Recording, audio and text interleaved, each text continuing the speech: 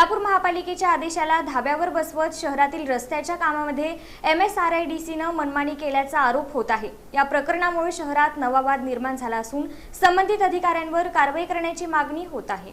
सोलापूर शहरातील होडगी रोड परिसरात रस्त्याचं काम सुरू असताना महापालिकेच्या सूचनांकडे दुर्लक्ष करण्यात आल्याचा आरोप करण्यात आला आहे।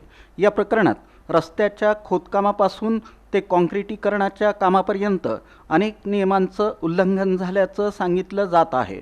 विरोधकांनी या संपूर्ण प्रकरणावर तीव्र नाराजी व्यक्त केली असून आमदारांच्या नावाखाली नगरसेवकांकडे दुर्लक्ष करण्यात आल्याचा आरोप केला आहे।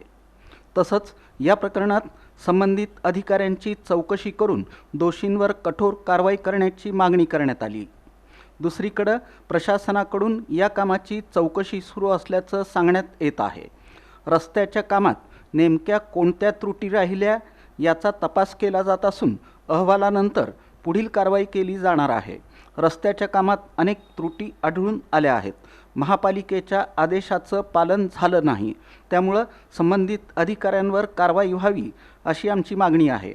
सोलापुरात विकास कामांवरून राजकारण तापलेलं असताना आता या प्रकरणात महापालिका प्रशासन कोणती भूमिका घेतं याकडे सर्वांचं लक्ष लागलं आहे।